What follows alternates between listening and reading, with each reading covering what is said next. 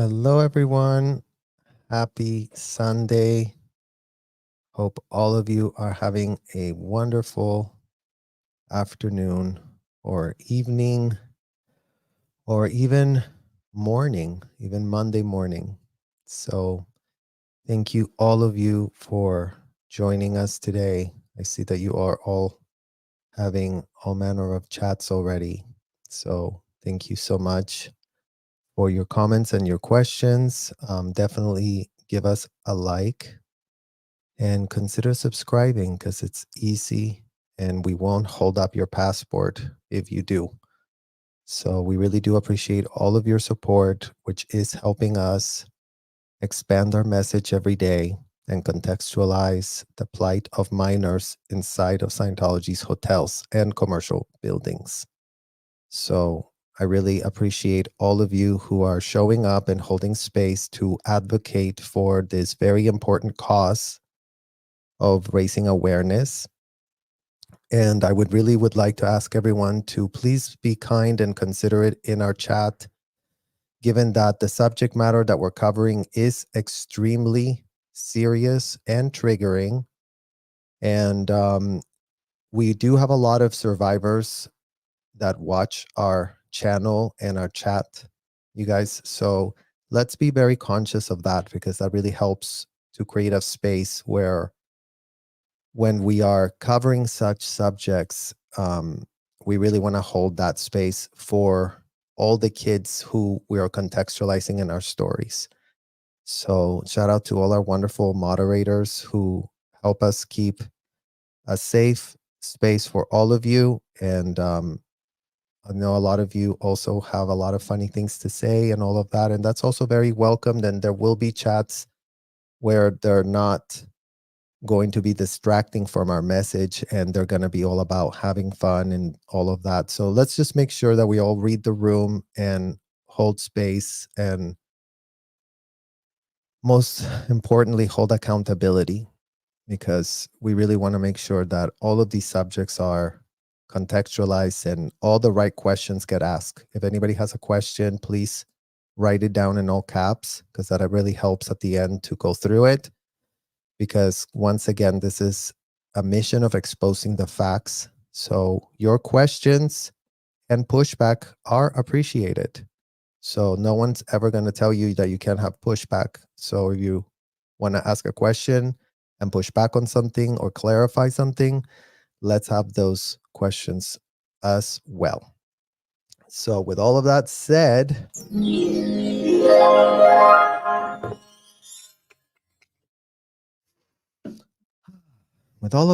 we start with the title of this video. You guys, we start with the title of this exact video. And this is on the heels of the letter that was sent back in the day, it seems now. Back in the day where Rabbit did get a letter that we all saw for ourselves, talking about all manner of fleas and insults that were used by attorney Ford Green. So this video is titled, "Will the Real Ford Green Please Stand Up?" So today we're shining a spotlight on attorney Ford Green, the man who seems to have missed the memo on accountability and integrity in our kid that grew up in a cult. Personal AF opinion. In the midst of representing the Aftermath Foundation, and by design, I guess, board member Mike Rinder, a man who is neck deep in allegations of systemic cover-ups of SA crimes against children, Ford Green's actions seem to speak volumes about his alleged priorities.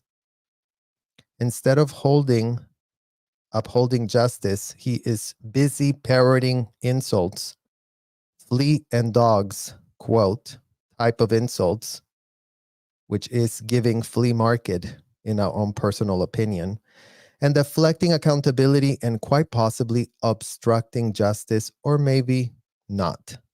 But by all means, please advise Ford Green. In bewildering, to say the least, that Ford Green would have chosen to align himself with someone implicated in such heinous acts, of which Mr. Green would personally know how deep that literal rabbit hole can really go. So I do believe you, Ford Green, are very capable in your decades and decades of being involved with these people to know how deep that literal rabbit hole can go, right or wrong.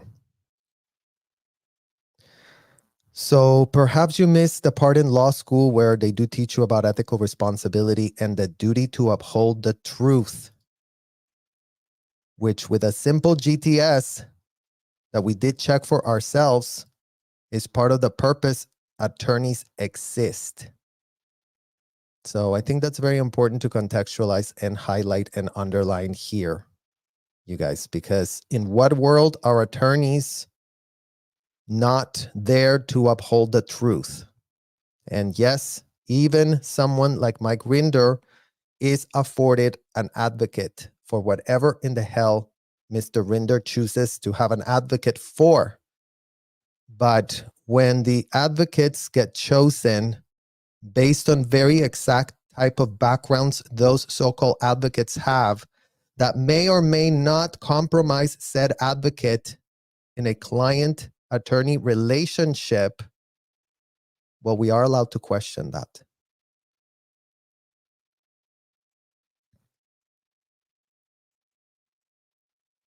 Ford Green, let's just break it down for you in simple, stupid terms.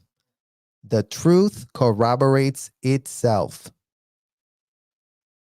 And when you're cozying up with a literal retainer, cozying up to someone like Mike Rinder, whose track record you would personally know is as murky as it gets on the subject of systemic cover-up of felonies related, including but not limited to whatsoever child SA, you're bound to get caught in the crossfire of our scrutiny and skepticism.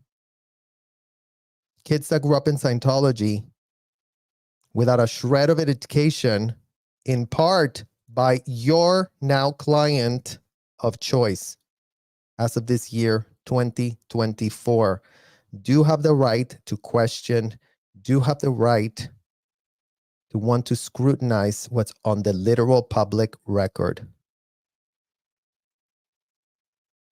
So I've included a link in the description down below, you guys, to an article that really speaks for itself. And it really speaks to the shock, the complete 11.5 magnitude earthquake that Ford Green represented to us, showing up in defense of, y'all know exactly who in the hell we mean. I mean, showing up in defense of the Aftermath Foundation, even though the Aftermath Foundation wasn't even invoked. Imagine that. Imagine that you do not even that level of minimum level of due diligence is what it's called.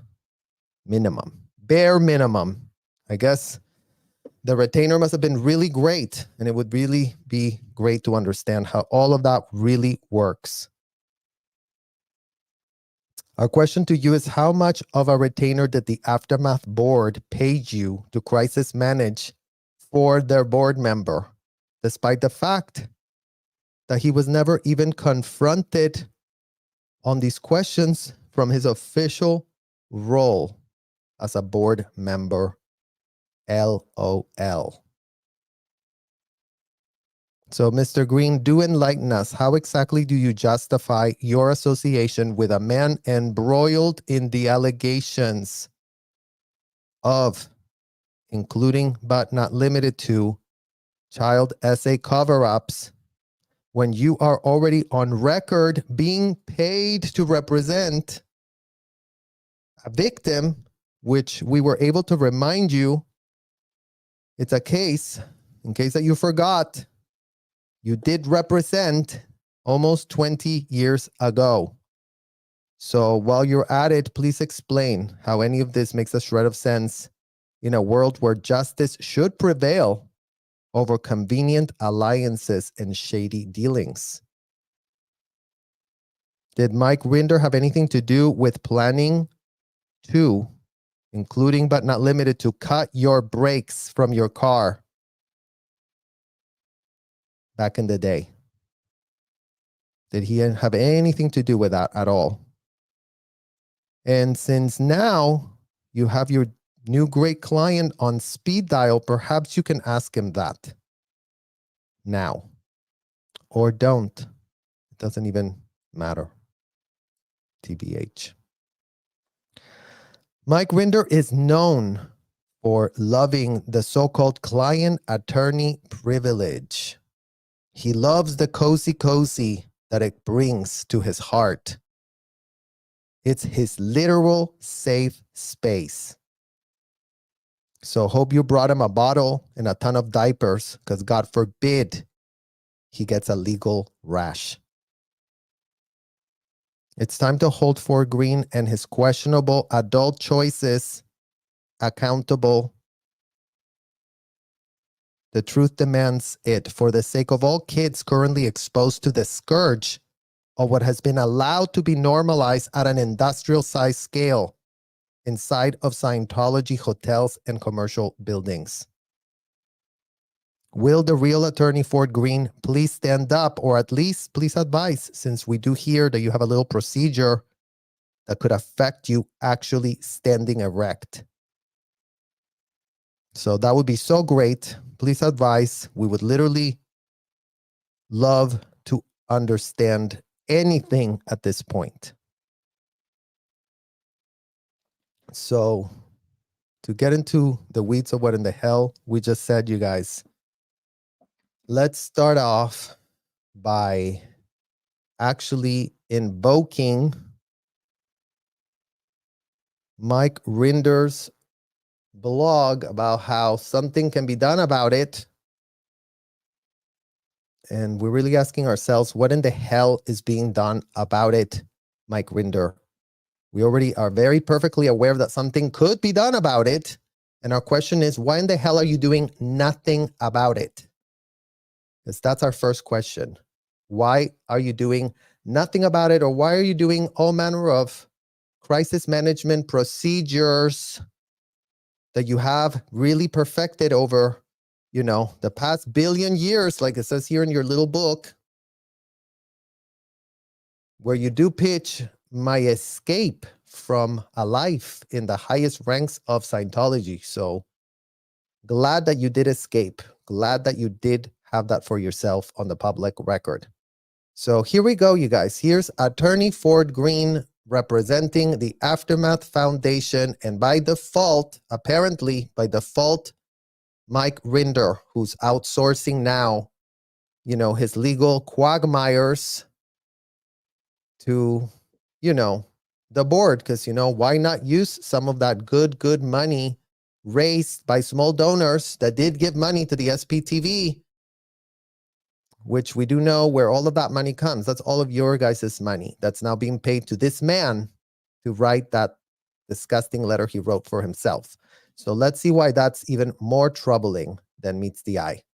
Leah and I talked with attorney Fort Greene this week, both fun and informative. Isn't that great? Mike Rinder's having so much fun. Ford appears on one of the Aftermath specials with 9 or 10 other people and unfortunately didn't get much airtime. Aw, you guys.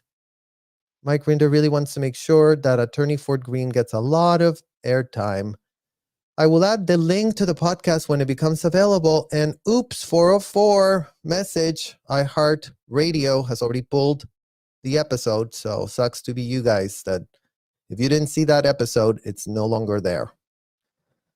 Ford has a fascinating insight into litigating with cults and especially with Scientology. he went to the Moonies in 74 to rescue his sister, but he ended up brainwashing himself and stayed up for 8 months before he walked out. And he said that it took a year after walking out to deprogram himself, at which point he resolved that he had a personal responsibility to stop cult abuse of First Amendment religious liberty protections. Well, great to know that he's apparently gotten nowhere on that mission as of right now.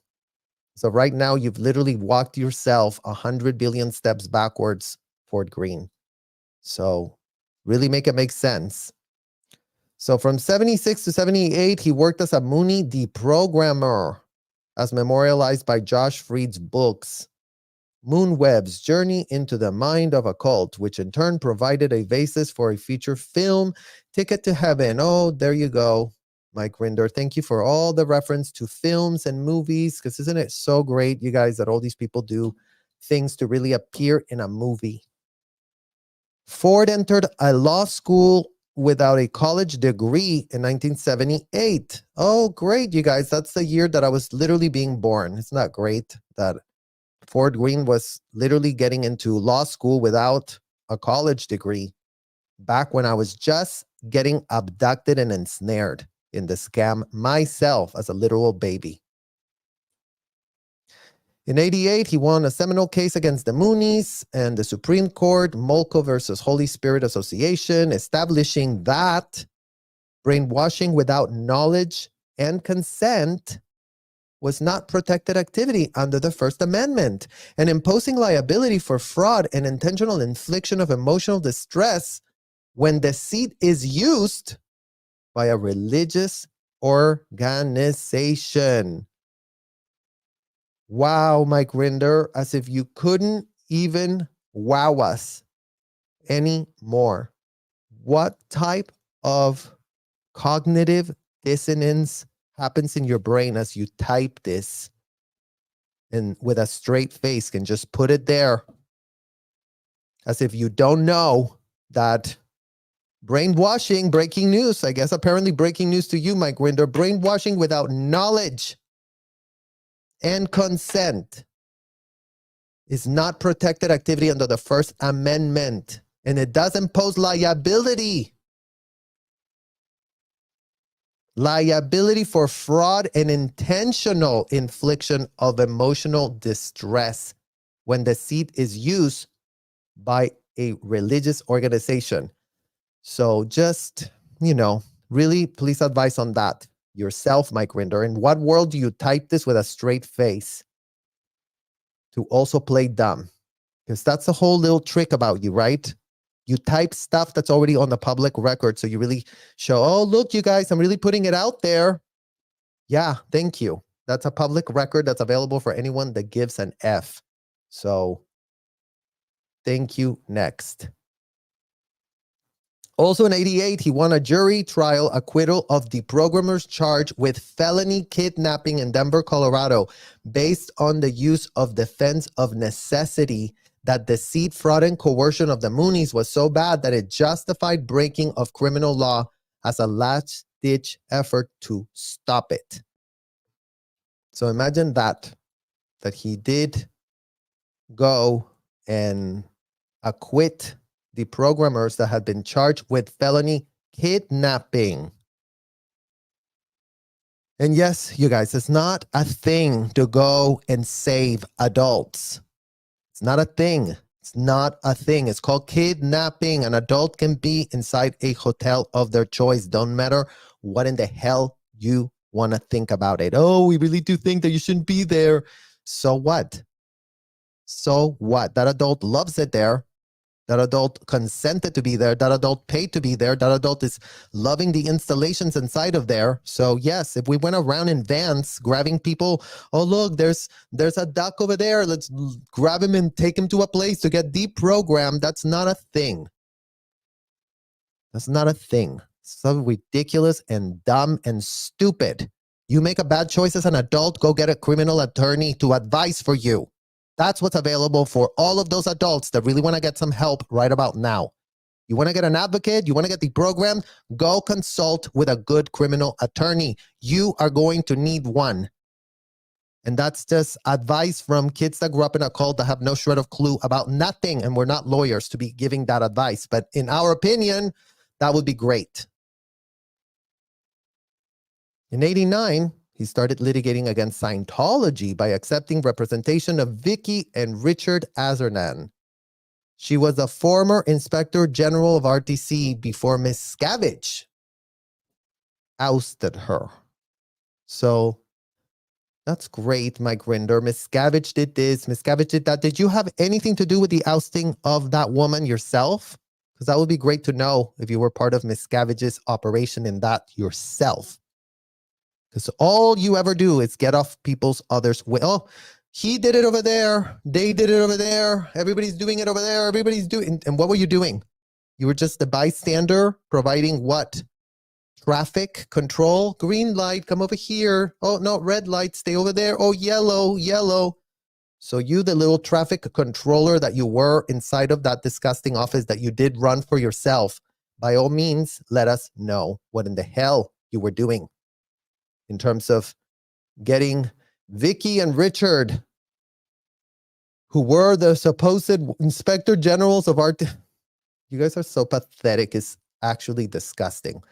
He was part of a legal team who collected almost $8.7 million from Scientology on behalf of Lawrence Wolversheim in 2002. Great. Another incomplete OW that you have here for yourself, Mike Rinder. So what part of this collection of $8.7 million did you have in derailing? Because you know what? 2002, go compare to when that lawsuit was filed and then explain the time that it took to literally pay that out to when it was filed. And then by all means, fill in the blanks. Write another book for yourself, because we need a whole book now with 1 billion half-truths that you have told, 1 billion convenient lies that you have pitched, 1 trillion short stories that you've really made up to purport that you really do know what in the hell you are talking about, right or wrong. And this is the meaty part here, you guys. He represented Jennifer Gordman against Scientology for, wait, child essay. Child essay, literally, kid you, MF not. Ford Green represented Jennifer Gorman against Scientology childhood essay. So what were the allegations being brought up by Miriam Francis? Can anyone get it? Or can anyone remember? Did it have anything to do with childhood? Did it have anything to do with essay? Anything? Anything at all? Because literally, kid you not, you guys, here we go. I think we are going to have to get into the weeds of that, because I really feel that, who the hell is Jennifer Gorman? I mean, who is she? Who could she be? Well, let's find out. Let's find out here real quick for ourselves. The link down below. And just breaking news for all of you. The internet has been little scrub-a-dub-duck, and they have scrubbed off a lot of articles that were posted about this case, because I was familiar with this case way long time ago when I did look into this. So let's get into who Jennifer Foreman was and what in the hell case did Ford Green was the representing attorney for. So we can really start contextualizing what in the literal hell doesn't make sense today. Like, everything makes less of sense every single day that goes by with these people. Seriously. Oh, look, you guys, here it is. Here it is. It's none other than the New York Post, who I guess didn't have their stuff scrubbed. And here you go. Scientology's essay nightmare. Published October 2, 2005 at 4 a.m. Eastern Standard Time. What type of other essay nightmare were you facing at that time, Mike Rinder, since you were, according to the public record, still very much involved with the Office of So-Called Special Affairs, in our opinion, illegal AF affairs. In our own personal opinion, that's what in the hell your office was all about. Office of very, very highly illegal AF affairs, that we don't give a shred about the law, that we don't give a shred about nothing, right or wrong. I mean, maybe you don't like that. Maybe you won't like that. Maybe you come up with another insult to tell us that we shouldn't be calling it the Office of Illegal or Highly Illegal AF Affairs. But you know what? We don't give a shred of an F. We are allowed to state our opinion, Mike Rinder. Even if you don't like it, we can. Isn't that great, you guys, that we do live in a country where an opinion can be stated and Mike Rinder can do nothing about it. So please, trigger AF warning. This is about to get real triggering, because this case is disgusting.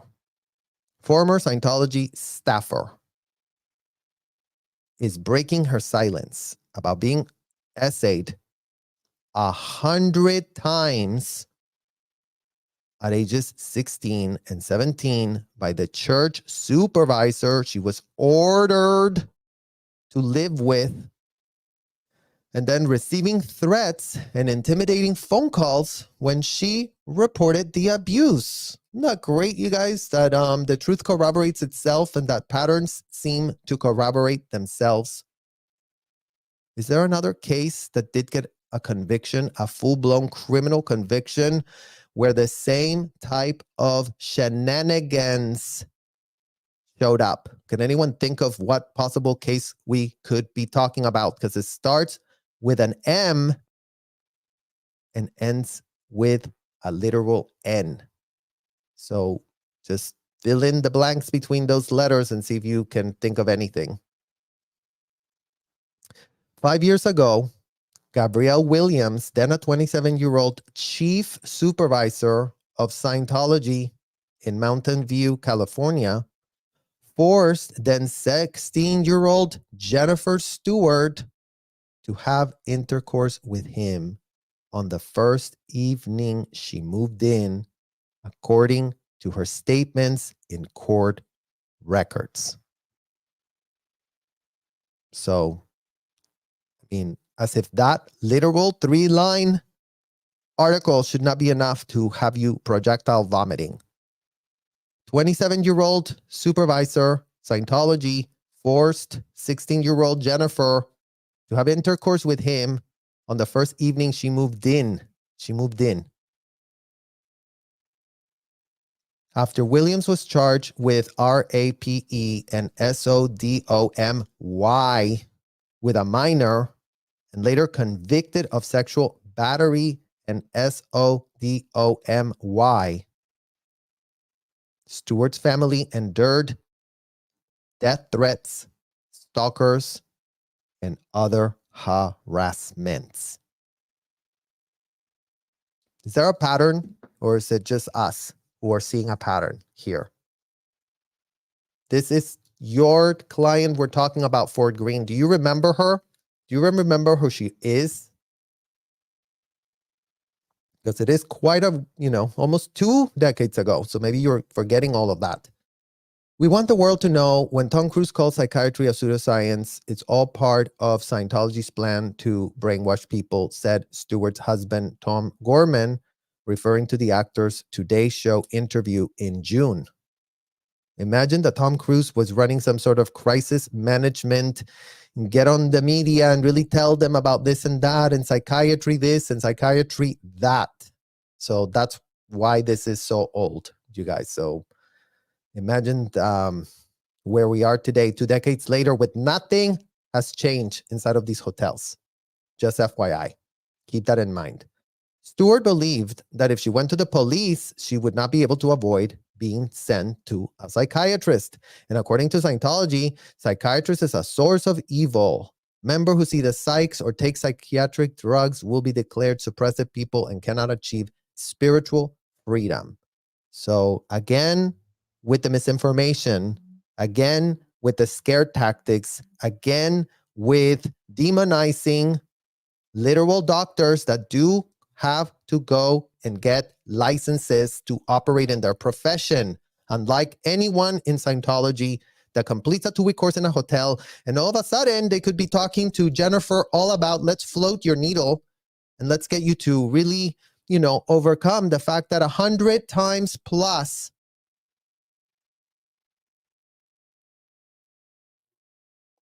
the essay that's literally here took place with her as a minor. But yes, the mandated reporters that did go and have to get a full-blown education to exercise their profession. They didn't just, I completed a 2-week course, so now let me just write it here on a door that I am a psychiatrist, and then all of a sudden, here, come, I'm going to help you. Oh, so you were essayed as a child? Okay, let me put you on a machine. Okay, can you tell me when that happened? Can you tell me where it happened? Can you tell me what he was doing? Can you tell me what you were doing? Can you tell me if you actually, flirted with him or, incentivized it to like maybe happen? Because, you're not really 16 because you really are an adult. And, the fact that you're 16 is just, something the WOG world would think about. But, since, right? The only mandated reporters that someone with that level of 100 times getting essayed against their will could end up with is the evil. Make it make sense by all means. You, Ford Green, that did represent this client, you make it make sense. In a related civil suit brought by Stewart against Williams and the Scientology, she recently received, as part of a settlement, a generous monetary resolution, said her attorney. Ford Green, calling Ford Green. Generous monetary resolution. Although Scientology admitted no wrongdoing, it forked about $700,000, sources say. Imagine the disgusting insult. And it's going to get worse. So that's why you see me a little bit pissed and livid. Because if you think that Jennifer received a shred of justice for what happened to her, other than this measly $700,000 that, Ford Green was going to take a big chunk out of that for himself, as its profession really calls for that. So yes, Ford Green, you did have a contract, you did have a retainer, you were going to get paid. And I guess you were like, oh, going 20 years talking about this, like the Wolversheim case that I did do, because I did go and advocate for an idiotic adult that got ensnared.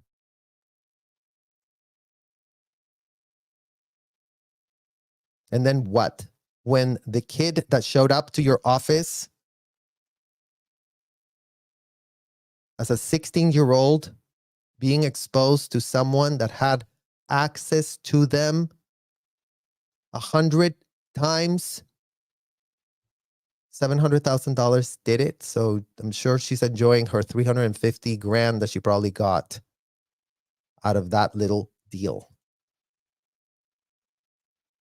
Stewart ordeal began in 2000 when she became a supervisor under William in the San Francisco area, where she and Gorman were raised as Scientologists. She had come to know Williams as someone who made lots of overt sexual comments about women, she says. You guys, all of these men could make overt sexual comments. They're all disguised in disgusting ways. They can do it by Scientologically calling it, oh, we're just doing a bull bait. It's just a drill. It's just a button. You're my reincarnated husband of 20,000 years ago. Ha, ha, ha. Kiss me. Beat me. No, no, no, no, no, no, no. All the things that I just said are written in a sheet of paper. So before anybody says, oh, where the hell did you get that? They say you're my reincarnated husband of 20,000 years ago. Go get the book, E-meter drills, and then go look at PC origination sheet, and then go and see if you're my reincarnated husband of 20,000 years ago is not a thing that is normally said inside of these hotels. Still, she was told by a senior staffer that Scientology had ordered her to work from 9 to 9 p.m. and to live with Williams and his fiancée at the San Jose flat, which was closer to Scientology than her home, making carpooling easier, she says. Isn't that great, you guys, that all it took for a 16-year-old to end up in a one-bedroom apartment with a 27-year-old man was a carpooling situationship. That's how little these people gave an F. Just a quick FYI for all of you who are literally wondering, oh, there must be some good people there. It cannot be that everybody's bad. Well, by all means, please let us know how you come to that conclusion. At the time, Williams was a highly regarded member of Scientology, so the arrangement seemed safe, said her father, Michael Stewart.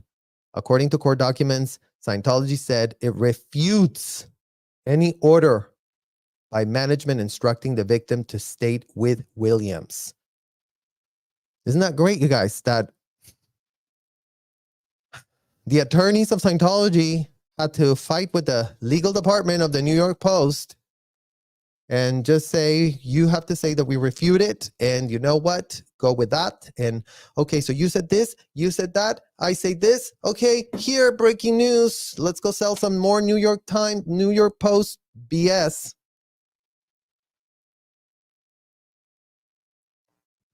After Williams assaulted Stewart the first night, he did it again, telling her, I'll kill you if you say anything, according to the police report. And yes, you guys, that's what we were told. Your senior is going to kill you if they find out that you had an L2D. You're going to get killed. RTC is going to kill you if they know that you compromised their Golden Age of Tech supervisor. RTC is going to want to kill you. That word was thrown around. Now, did they literally mean that someone was going to come with an axe and literally saw our literal head off of our body? Apparently not. Apparently, we still have it on us. But those of us that were essayed were under threat and being told, you're going to get killed. Wait till RTC finds out about this. You really are going to get killed. So this totally fits to the pattern of how they were threatening us after crimes were being committed on us. Williams told me everything that was happening was my fault because I've been evil in my past life.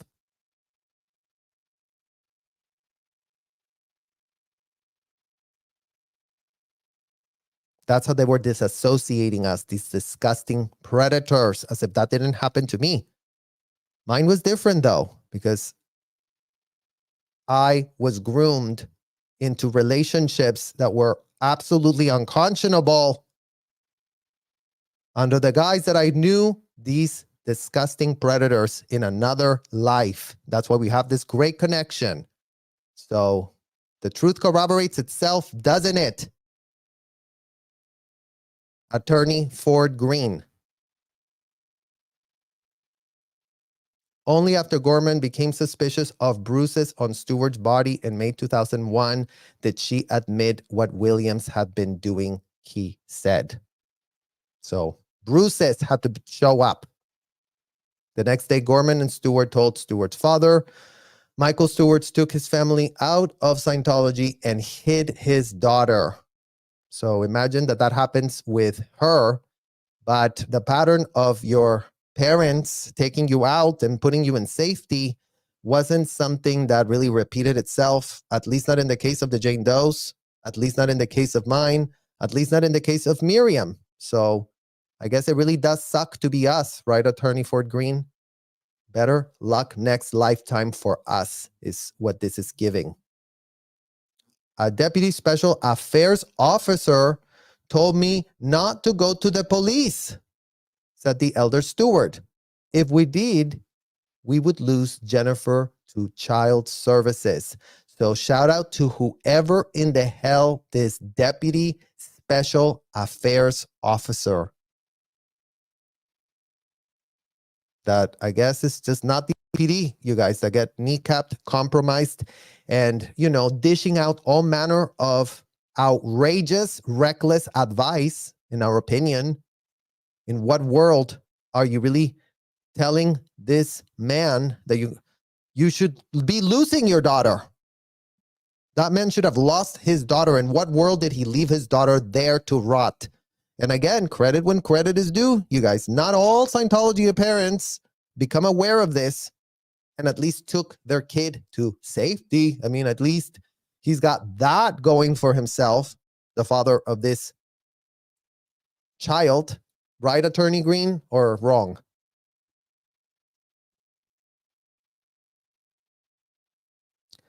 Scientology had no knowledge of the relationship between Williams and Stewart, and upon learning of the allegations and determining that Gabe and Jennifer were indeed having a relationship, Gabe was immediately fired, said Jeff Quiroz, president of Scientology San Francisco.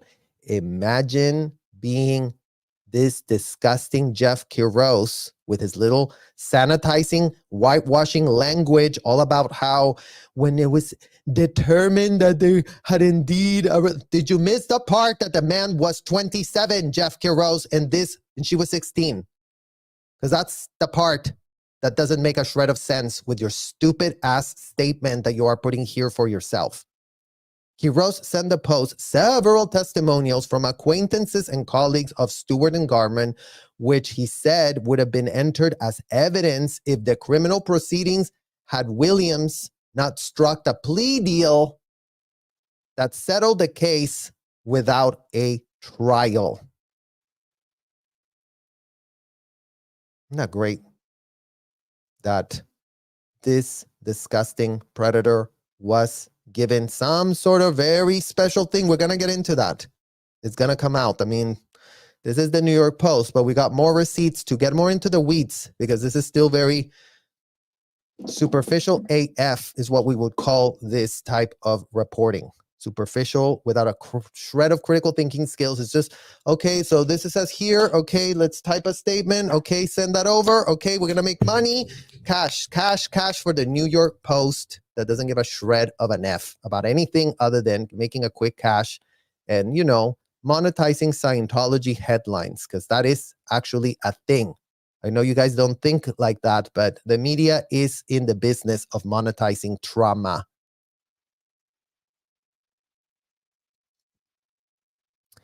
Elliot Abelson, an attorney for Quiroz Scientology, emphasized that Scientology never knew about Williams' behavior.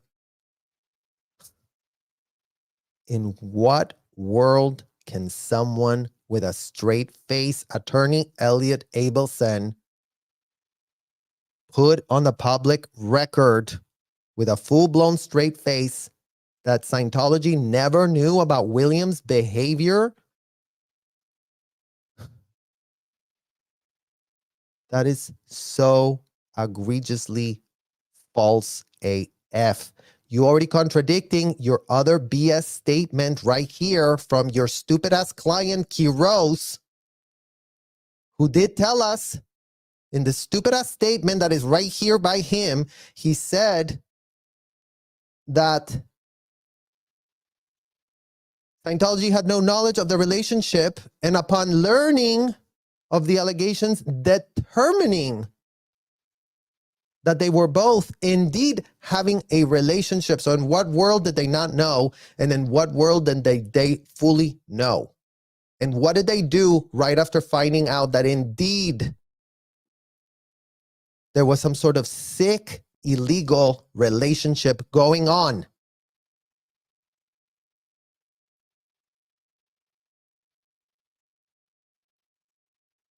So just like that, attorneys can say anything that they want and pull it out of their literal you-know-whats, you guys, and just, we never knew about it. And Williams was fired within a day of them finding out about the allegations, and that there had been no other such cases within Scientology. B fucking S. So just so you know, attorney Ford Green, Miriam was another one of those people that had this situation inside of Scientology. At that time, mind you, those crimes had already been committed against her. At that time, mind you, they already had admissions from her father of what in the hell he did. Right or wrong, Mike Rinder. At that time, Miriam's father had already been moved to another country.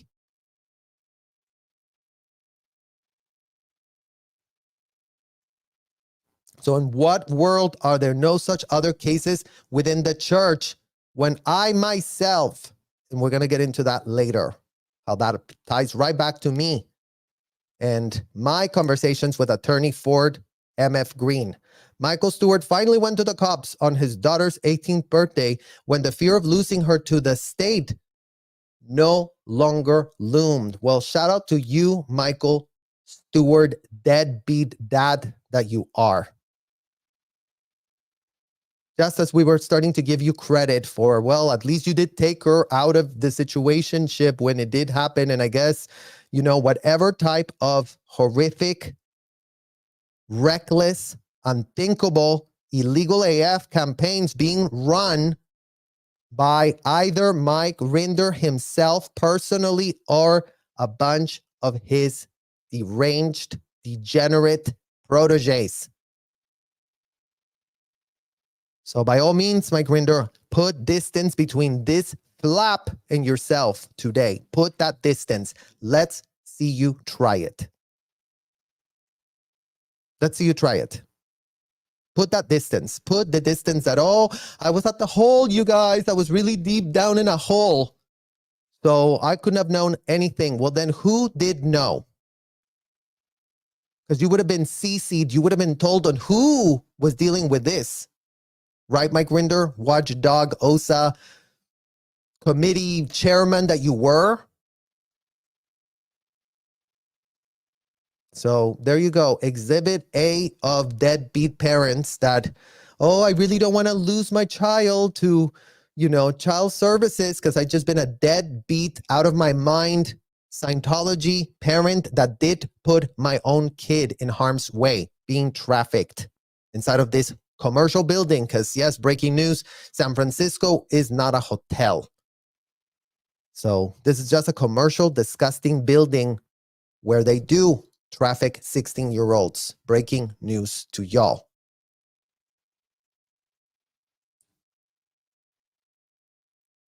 More than a year after his assault on Stewart, Williams was arrested in Florida in 2002 by a San Jose detective, according to the DA in the case. Well, isn't that great? That Gabe Williams was already across state lines, far away and removed from the crime scene. Was that just a coincidence, Mike Rinder, by chance? Can you advise if it was just a coincidence that the police, the literal police, had to fly across state lines to go nab Williams, somebody that would have flapped when you were there, somebody that would have been written on a, dear sir, this is the flap of the week. Let me really do tell you. Let me really send it up lines. Let me send it to everybody. Let me BCC everybody. Let me CC everybody. Let me send it on a mail pack. This is very sensitive. We don't want to have anyone interfere with this communication that's highly sensitive. Right or wrong, Mike Rinder?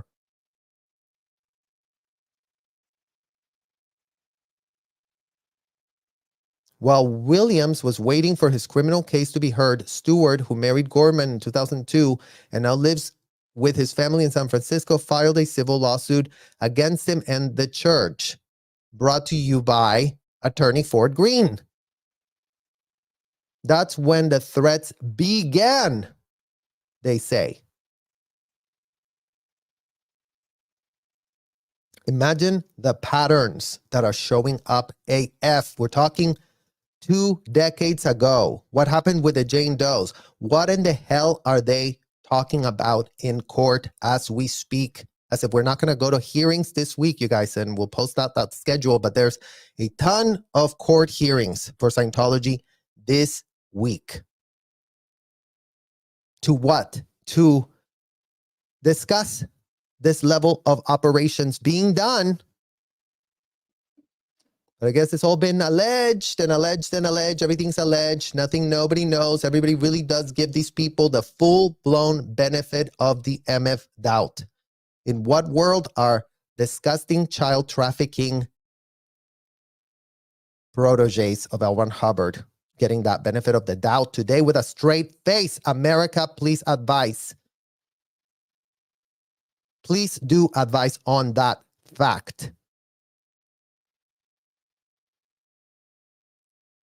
One occasion, a man phoned Gorman's father and said, SPs don't live long. Your son and his wife, Jennifer, will be DEAD soon, according to a police report. Who else would use the term SP? Said the younger Gorman. Such incidents constituted up to 3 months ago. Continued until 3 months ago, he says. After doing about 8 months in jail, Williams was released last year.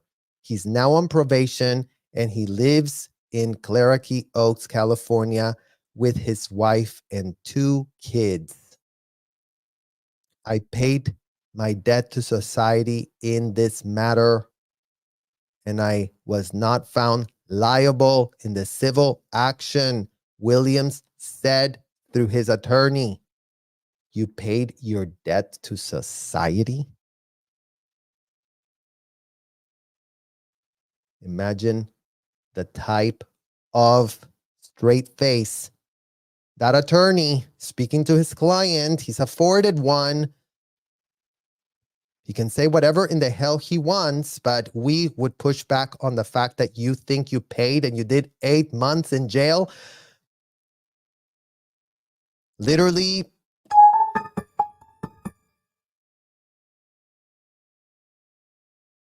eight months in jail, 100 times you had your way with a 16-year-old. Make the math make sense. Attorneys involved, all of the attorneys involved. Ford Green, you make that math make sense. You do that. So that is what we now know. That you guys are now fully up to speed on what little Ford Green was, setting up deals and willing and dealing. Imagine the type of first-hand information that attorney Ford Green would have had to have to be representing a client with a civil lawsuit on something such as egregious as this, in which, give it up to the Scientology attorneys, did move real quick to, take a plea. Go to jail for 8 months. We'll get you out quickly. Don't you worry about it. We'll have it all set up for you.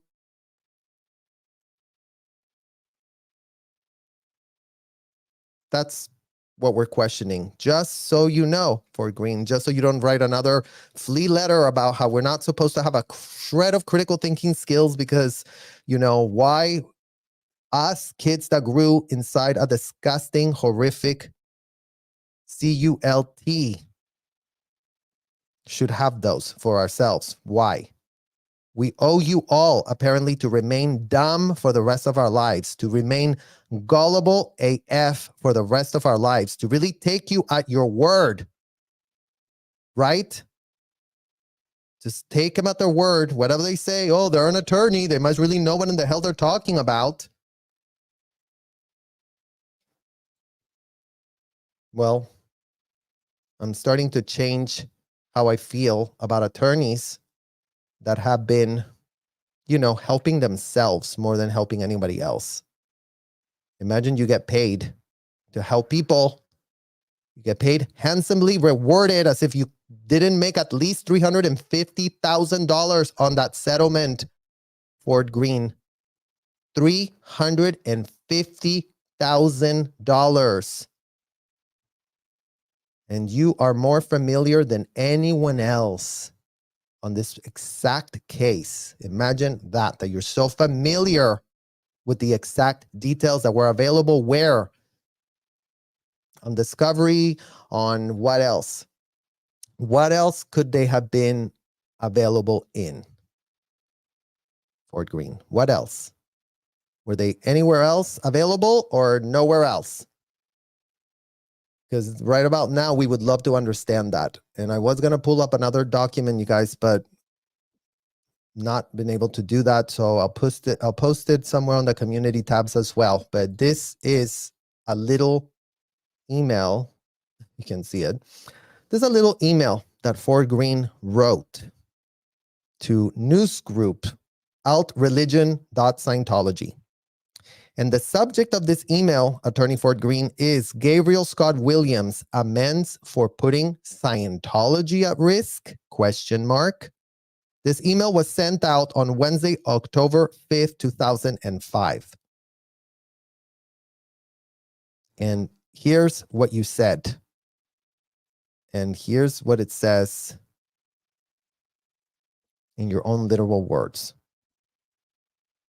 In a legal consequence of his felony convictions for statutory RAP and sexual battery, Gabriel Scott Williams is required to register as a sex offender with the state of California.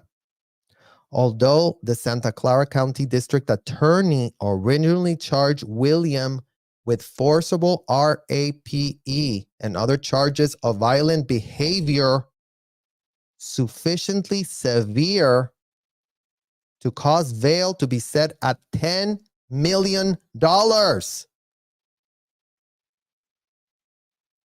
Williams' supporters, quote, supporters, made sure that declarations of Ms. Stewart, Gorman's friends, so-called friends, quote, friends, which stated that she was in love with Gabe and had sex with Gabe. So imagine how nothing is making a shred of sense. In what world do we have the attorney for Scientology tapping the president, the so-called president of this, whatever the hell they say they are,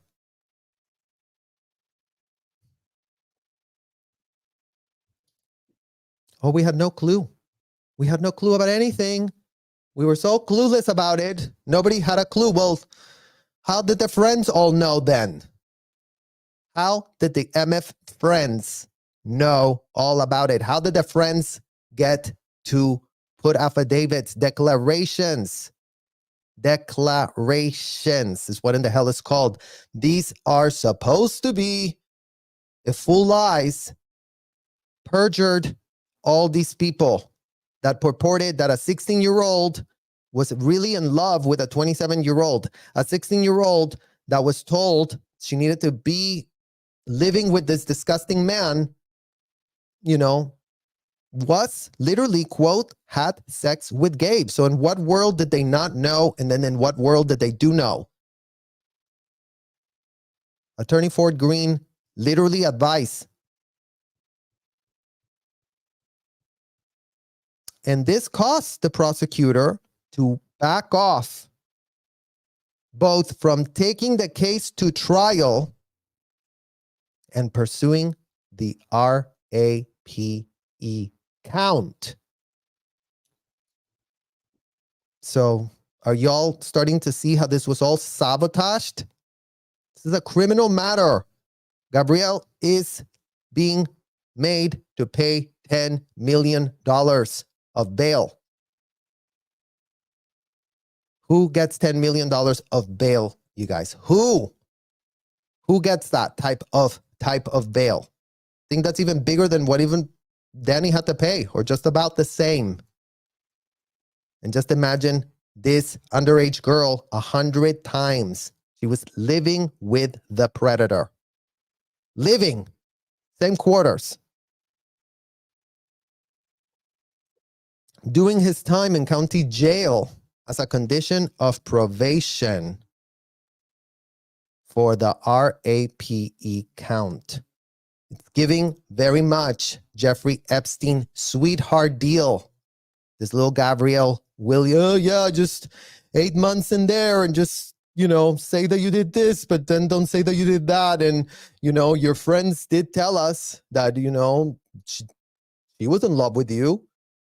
She had sex with you. And the president and his attorney did tell the New York Post that, no one had a shred of a clue. They were all so clueless. And then, oh yeah, once we found out, we fired him. We fired him.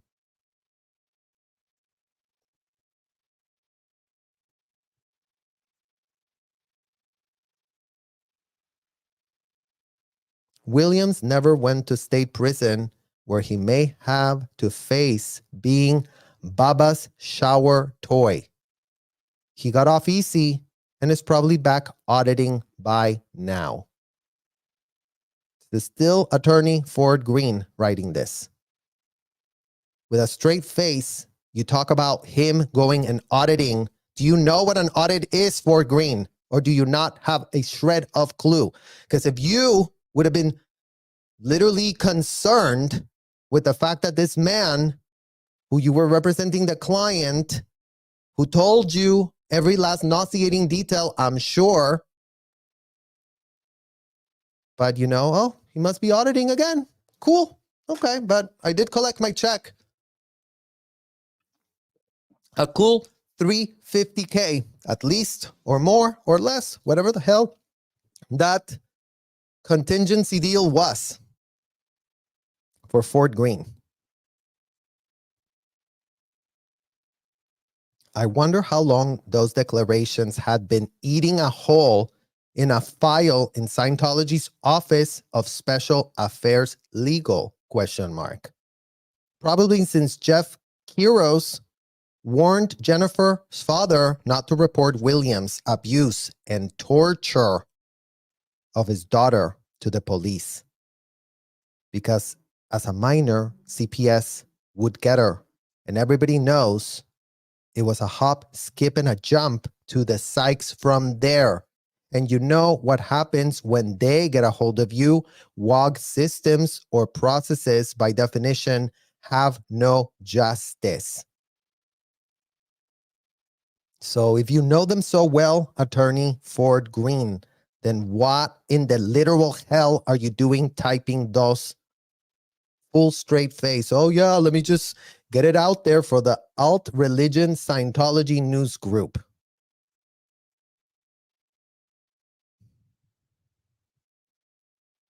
Like Vicky Azaran's declaration recanting of thousands of pages of detailed deposition testimony, OSA held the betraying declarations of Jennifer's peers for the time when DM is likely to have said, use them now.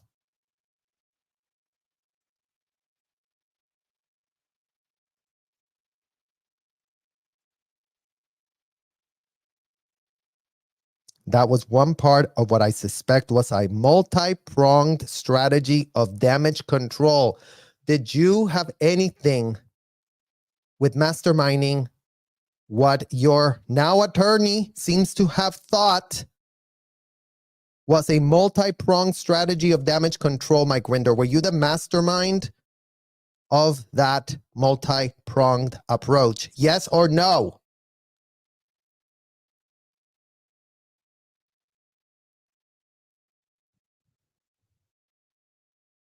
But such damage control did nothing to address the engineering of the atrocity-producing situation by Scientology, which featured extreme power disparities, as if adults being granted unfettered access to kids wasn't an extreme power disparity. Right or wrong, Mike Rinder?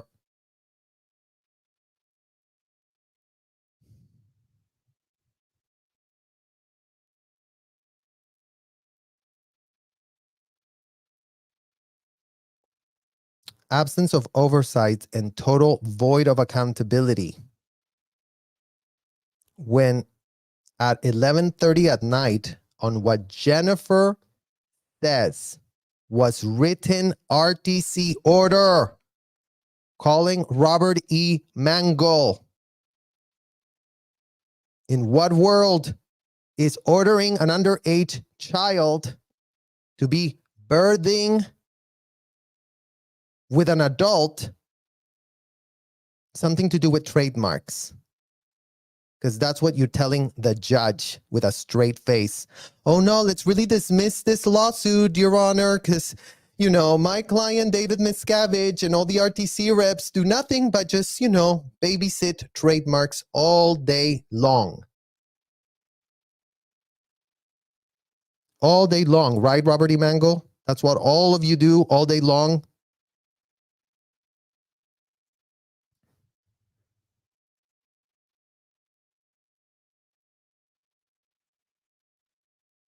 Written RTC order that indefinitely placed her and Gabrielle Scott Williams in a one-bedroom apartment.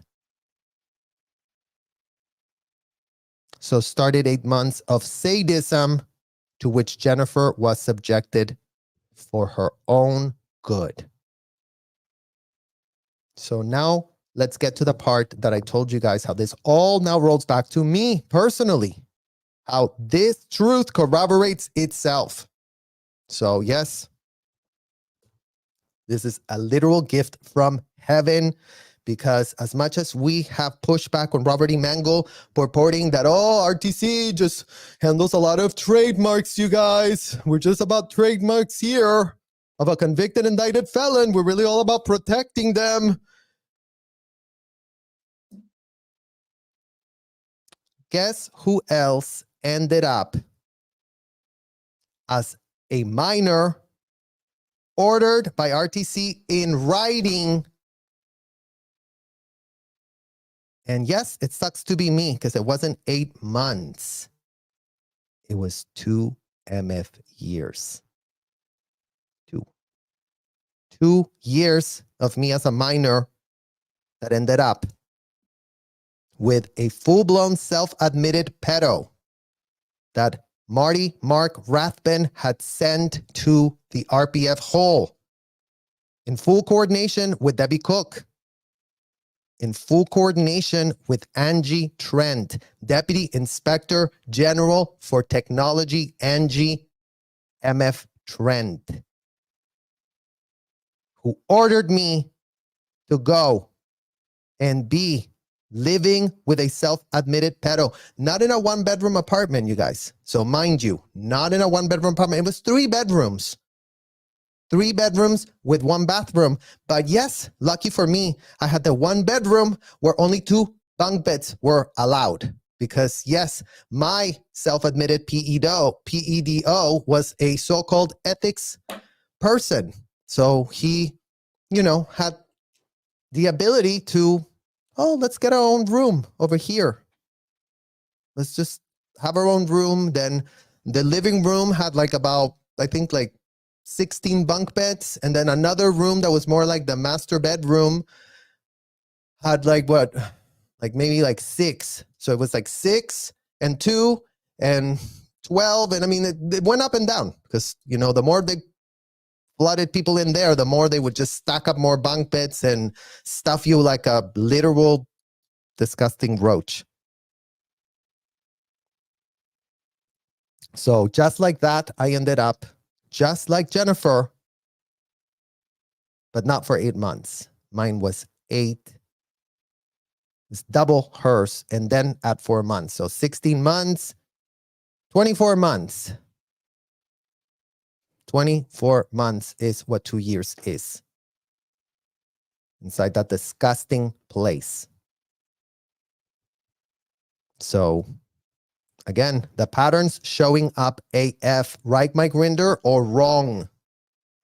So yes, you get off scot-free here because it wasn't you. You weren't RTC. You were on the crisis management side of things, which is what makes you so disgusting.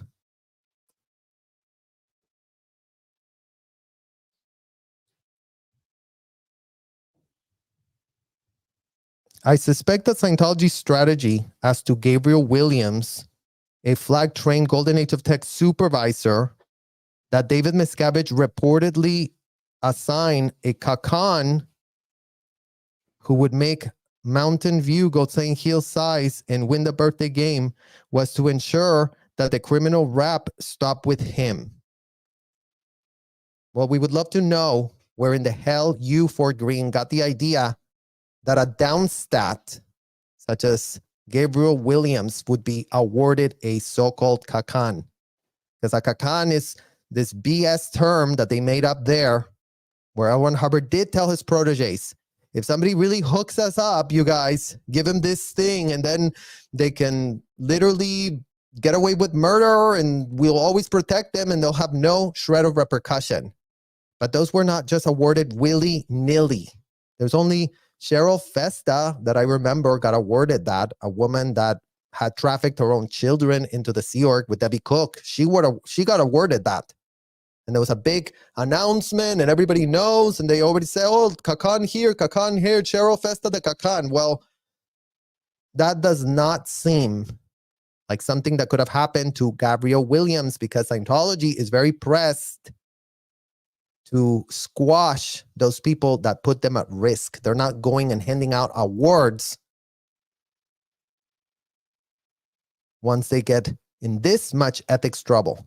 I mean, imagine if that would have been the case, then Danny Masterson would have been awarded the same thing, but Scientology wouldn't like that, would they? Because they don't make what? Money. If Danny Masterson is just, oh, did you do that? Okay, let's just award you this. So then never mind. Then we don't all have to worry about it. Scientology doesn't give an F about that. Don't give an F about Danny Masterson. Can they make some money this week because they can sell him a few intensives so he can go and incriminate himself and launder the felonies? That's what they're worried about. That's what they want for themselves. They don't want to just hand out BS awards that is going to lend them with nothing. They never do something for nothing. Trust me, like that's never a thing there. There's always something in it for them. Right or wrong, Mike Rinder?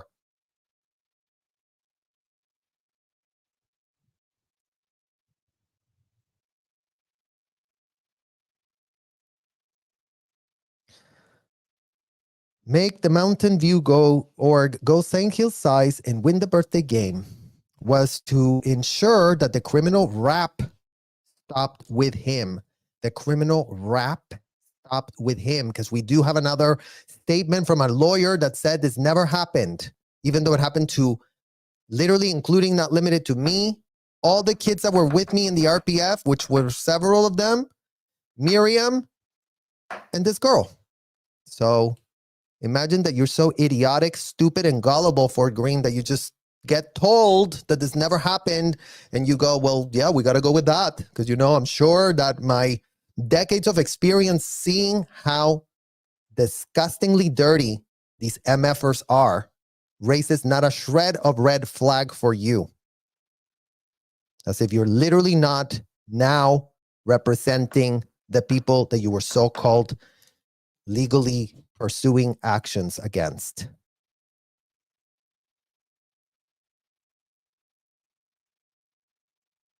I don't think Scientology declared Williams a suppressive person, but if they did, he could still make amends, step A to E, and he would have the SB declare lifted after he made enough of those amends.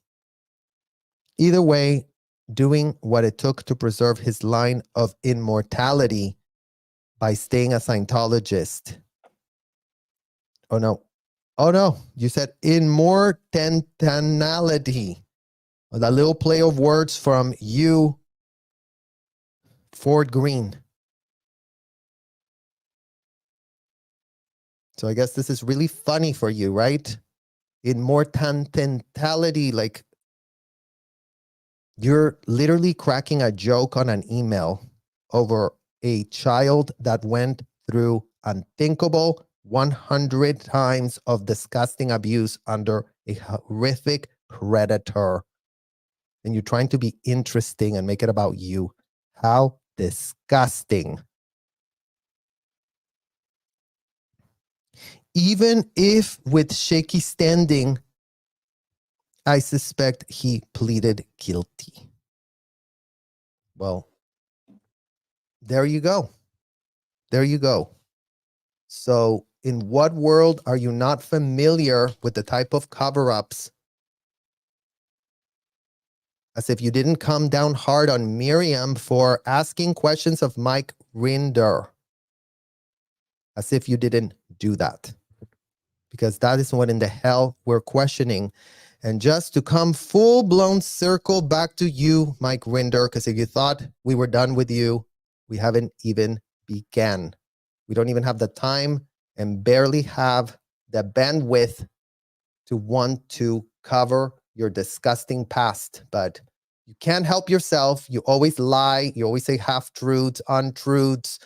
You're always just full of miswithholds, and you're always just regurgitating whatever in the hell you can regurgitate for yourself.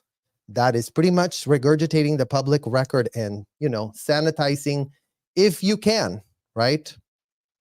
Isn't that your little MO? Because I think we really have established that for ourselves, who in the hell you literally are. Oh yeah, let me really come clean on stuff, you guys, and regurgitate everything that's a Google away. Because I do have the breaking news. I'm Mike Rinder, the one that really ran that office, the one that really actually masterminded all manner of disgusting things for myself.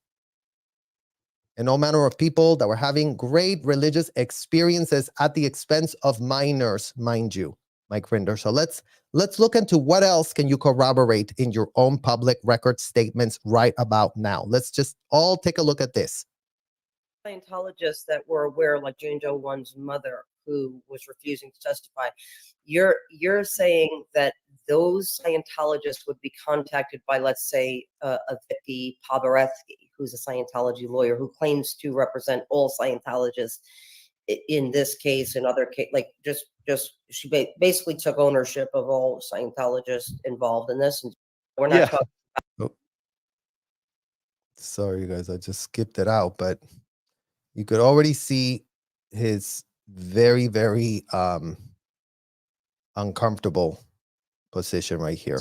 So all the Scientologists that were aware, like Jane Doe 1's mother, who was refusing to testify, you're saying that those Scientologists would be contacted by, let's say, a Vicky Pavaretsky, who's a Scientology lawyer who claims to represent all Scientologists.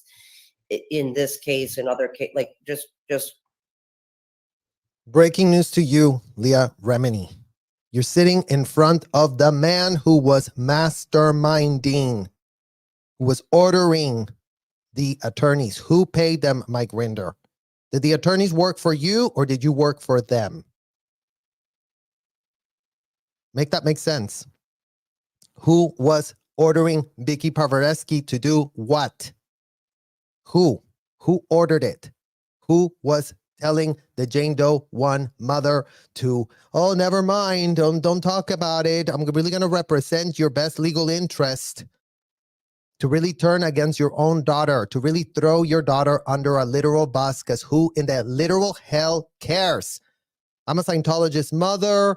I really know what in the hell ethics is. I go to a hotel to get ethics applied to me. And, if my child got RAPE'd by Denny Masterson, I'm sure she pulled it in. I'm sure she figured it out. I'm sure I'm going to just say whatever in the hell OSA tells me to say. And who the hell is OSA, Mike Rinder, if it isn't you? Who in the hell is OSA then? She basically took ownership of all Scientologists involved in this and just said, I represent them all. And so she would be, so these people would be told by Vicky Pavaretsky through OSA that you can't cooperate, or by their church, because the only reason I say this, Mike, is, or by their church. Oh, don't cooperate. Imagine you run a full-blown child trafficking hotel that all mothers couldn't be more implicated up to their neck and ears with complicity, with the fact that they signed their kids to be put in harm's way themselves. And what? Your church comes and tells you this, and your church... Please. Is because, like I said, I've been a Scientologist my whole life. As I was exiting Scientology and I was signing up for other things, like I've refused to be interrogated anymore, but I said I'll do a course. When, you have to sign those. Isn't that great, Leah Remini, that you have been a Scientologist your whole literal life? And that you did, at some point, as a full-grown woman that you became, refuse to get interrogated. You wouldn't consent to being interrogated anymore. And since you, being the big celebrity mega star that you were told you were inside of that hotel, they did ease off on you. And they said, okay, don't worry about it, Leah. No more interrogations for you. We get that you don't want them. So just do a little coursey-worsey and you're going to be okay. Where was that consent for kids, Leah Remini? You were a full-grown adult woman. How much money had you paid to Celebrity Center by the time that you found it inconvenient for you to get interrogated? Because that would be very, very good for you to start really clarifying for yourself on the public record. I think it was $2.5 million that you said you gave to this child trafficking operation, heralded by the man sitting right next to you, who you couldn't be more goo-goo gaga for. So congratulations. Those things all the time, which you're not allowed to have looked at, those releases. Right. One of my last times. You're not allowed to get looked at. You're supposed to sign all these releases and you're not allowed to have them be looked at. Imagine you, Leah Remini, big shot actress that you are, with actual attorneys on speed dial that would have actually advised you against signing contracts that you cannot bring to a lawyer. Oh, but you got told to not have them looked at. So imagine the type of situationship, that exact example, you as a full-grown powerhouse woman of Hollywood, the next best it thing that you say you are. How did that apply to, let's say, Valerie? Remember your assistant, Valerie? Remember her? Because you know what? When she got out of this thing as a full-grown woman, don't think that she had her own attorneys on speed dial. Don't for a second think that. You had it good. You were a slave master. You were a donor. You paid $2.5 million to this institution run by the man sitting next to you. Breaking news to you. Your $2.5 million went to that disgusting man sitting right next to you. And yes, all it took is for you to be told, oh, don't really have anyone look at this. And then all of a sudden you weren't doing it. So imagine what type of chance that Valerie Haney had for herself as she wasn't afforded a lawyer, as she had no one on speed dial, as she escaped from a trunk of a literal MF car. But yeah, it sucks to be you. It sucks to be you, and we really are crying and rallying behind you right about now. Signing up for a course was, I think, for level 3. And I said to level my 3. Well, registrar, my sales. Thank God that we now know that, Leah Remini. Thank God that we do know and have it now on the public record, thanks to you telling us that you were at least a class auditor. And what does the hell did that mean? That you were already taught how to interrogate others, that you were already taught how to do a Joburg sec check, that you already read for yourself that, oh, here's all these incriminatory questions of the Joburg, that you really talk about him. No one's going to give an F about it. So we'll remind you what that material that you did pay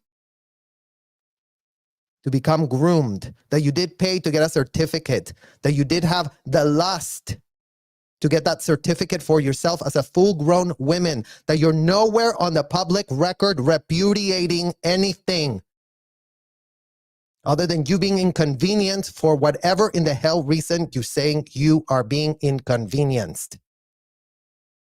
And your little buddy there is very inconvenienced that, questions are being brought and they're not in good faith. And I'm going to go get Fort Greene that knows everything about systemic cover-ups of kids going on. Because again, you guys, if you think that Attorney Fort Greene didn't speak to me, you're wrong about that. I chased that man, believing that he was working in good faith. I read all his raving Wikipedia. Oh my God, he really wants to help people out of courts and undo influence and all and on and on and on BS.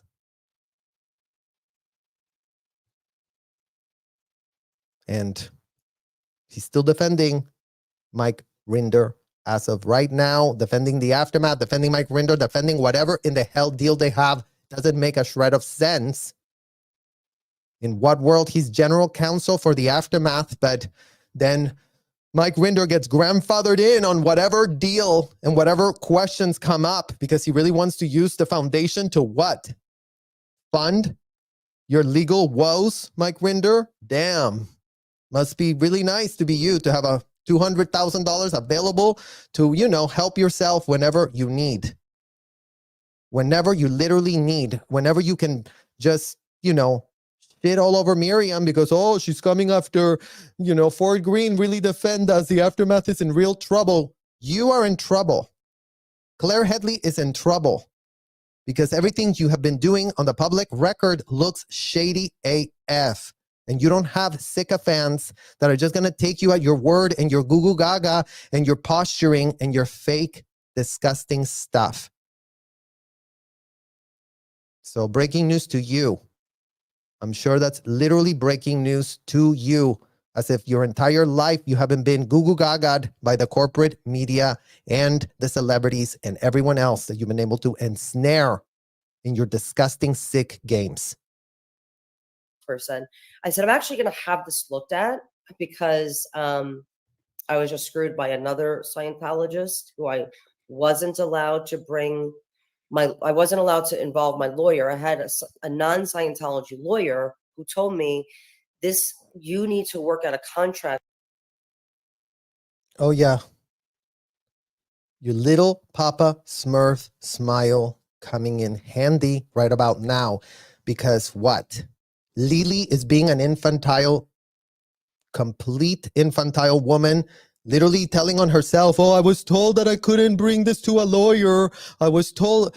You're not an infantile woman, Leah Remini. Why in the hell are you listening to people telling you what in the hell to do? Are you not an adult? Are you not a full-grown adult? I wasn't in the Sea Org anymore by then. You only had a short stint there, and you did get out for yourself. Bravo.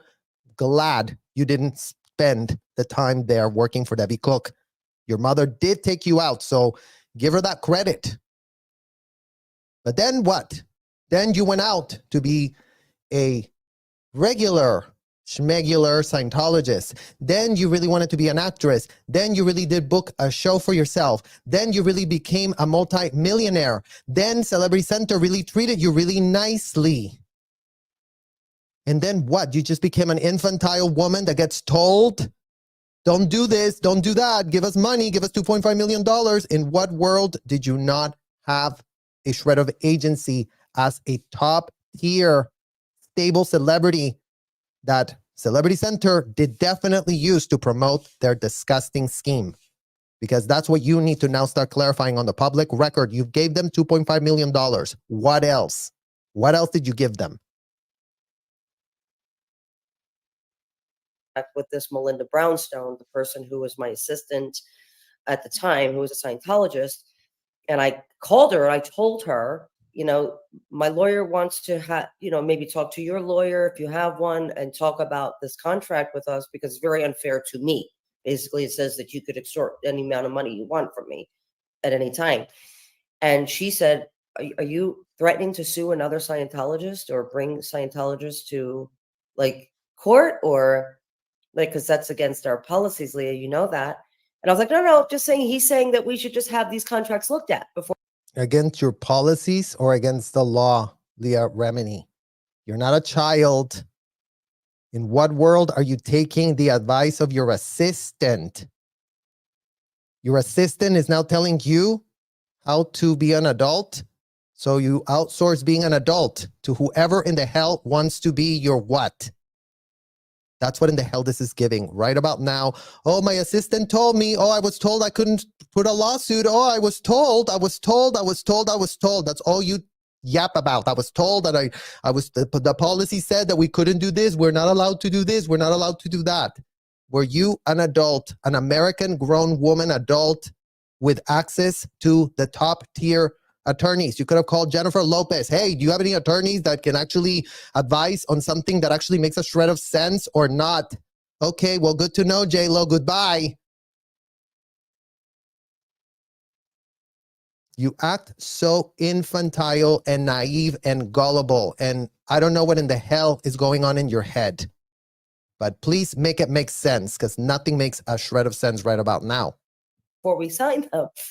And she's like, well, if you're saying that you are wanting to get a WOG attorney on me, then I'm going to have to write you up for this, like a knowledge report on me.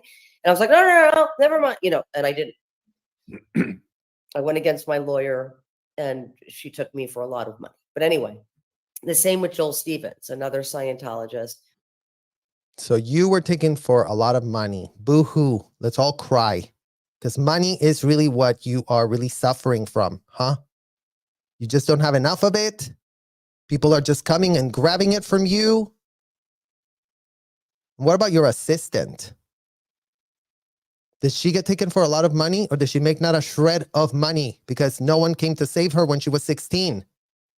No one came to grab her and take her to Los Angeles to become a multi-million-dollar celebrity.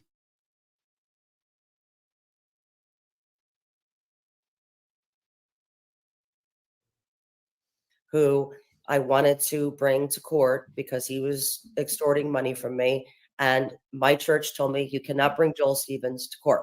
He's a Scientologist. You're a Scientologist. You have to handle it within Scientology. With your Scientology buddies. You love calling it your church. Oh, this was my church, you guys. I really was going to church. Why don't you get into the weeds of what type of churching you were doing when you were doing level 2? By all means, start explaining and getting into the weeds of that, Leah Remini, because that would actually start contextualizing what you were really all about doing inside of those hotels. Because you play victim very, very quickly and real well, real fast. But you were a full-grown woman with power, with attorneys, with managers, with agents, with publicists, with what in the F not did you not have for yourself to make better adult decisions? By all means, tell us what you were missing to make a informed, good decision as a full-grown woman that you were. Right. When I asked to look over the what are they called, Mike? Enrollment agreements. Enrollment agreement. I said to my registrar, I need to have these looked at. My lawyer just is kind of tired of me having to give money to other Scientologists who are basically extorting money from me. And she said, are you threatening to bring this to a lawyer because you know that you're not allowed to do that? You're not even allowed to have this leave the building. I said, I know, but we don't know what we're. So there it is, confirmation from Mike Rinder. You're not even allowed to have the document leave the building. And again, it sucks to be these infantile adults that really go to a hotel to be told what to do about the law. With a full straight face, then they go, oh, I was told to do this, I was told to do that. Doesn't it suck to be me? Yes, it sucks to be that infantile and pathetic. It really does suck. Signing, honey. This was Kathy. Do you remember, what's her name? Kathy, who was at Regit CC. Do you know who she was? She was there for 25, 30 years. Anyway, she said I wasn't even allowed to have a copy, and I wasn't allowed to leave the building with it. So This is very much said to us throughout our Scientology lives. It was never said to me through a lawyer of Scientology. It was always said to me through my ethics people, or to even the registrar, even the salespeople were saying this. Right. And I was going to say to you, Leah, that the answer to the question, like, I don't know this Fabos or Fabios or whatever his name was. I didn't know who that is. I've never had any interaction with them. Jen B, I mean, Jane Doe Yeah, no, you're one's mother Yeah, it's is okay. You could say Gemby. okay. Yeah. Jane Doe one's mother is Mhm. someone that I do know Mhm. and had been around forever and been on OT levels and this and that.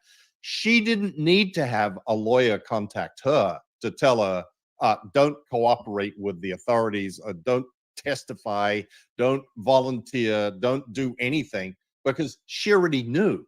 That's what Oh, she already knew, so no one got to her.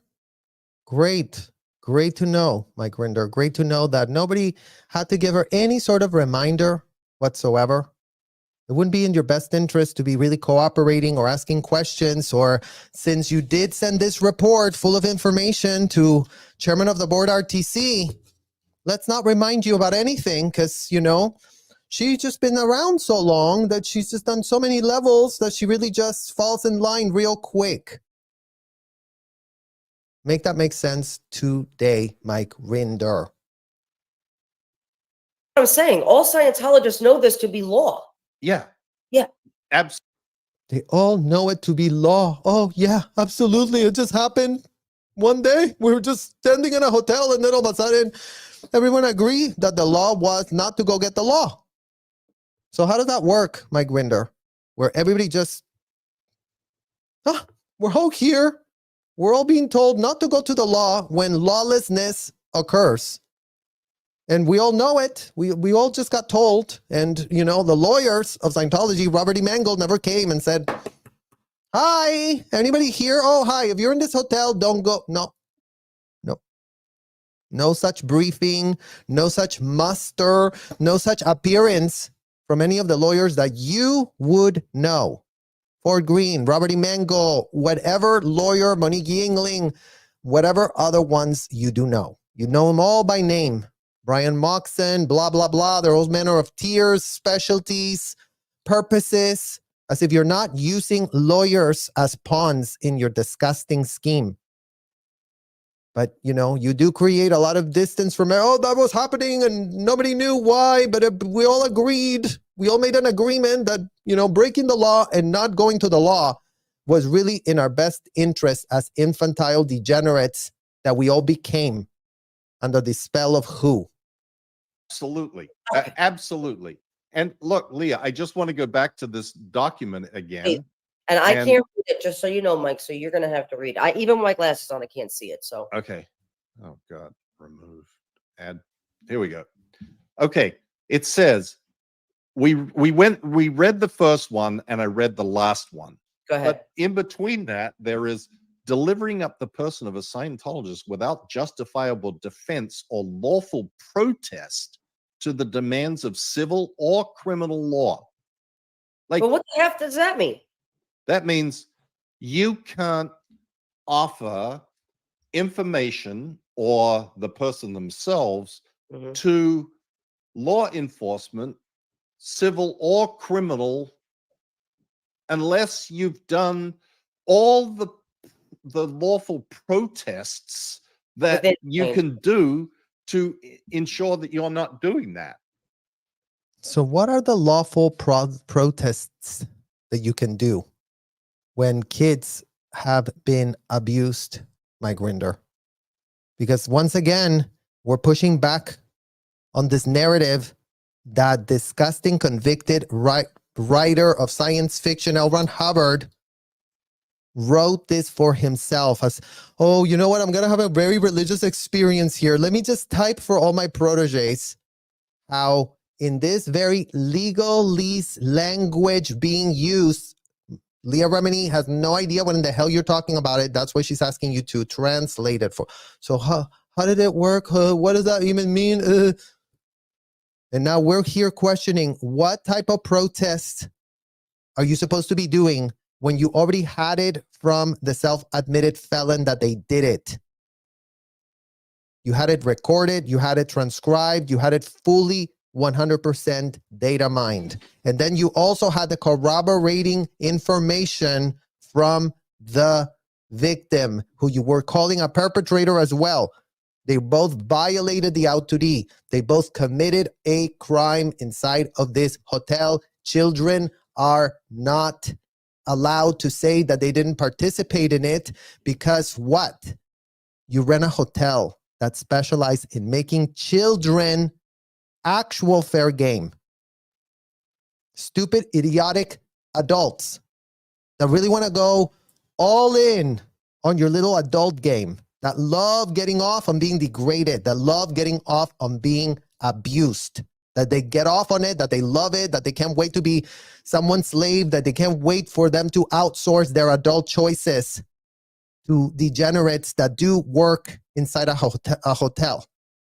That's what we need to start making sense right about now. Right now, that's what we need to make sense. To avoid doing that.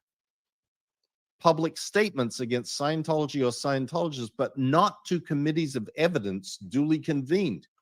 Any statement or any testimony that a Scientologist gives that would be detrimental to the defense of a Scientologist being charged with a crime is in violation of this. Okay. Testifying hostilely before state or public inquiries into Scientology to suppress it.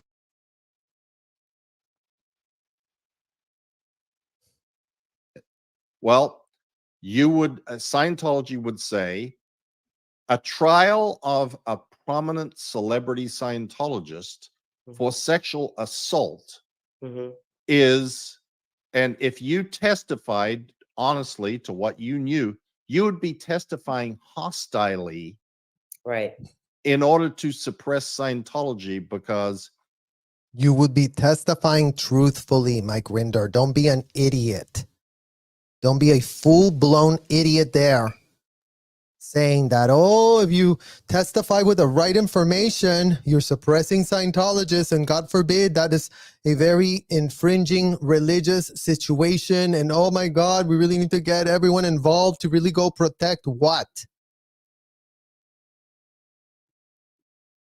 You cannot help yourself. You cannot be wanting to be more of a groomer. You cannot be wanting to literally tell everyone in your little accent and, oh, let's really listen to my stupid pitches.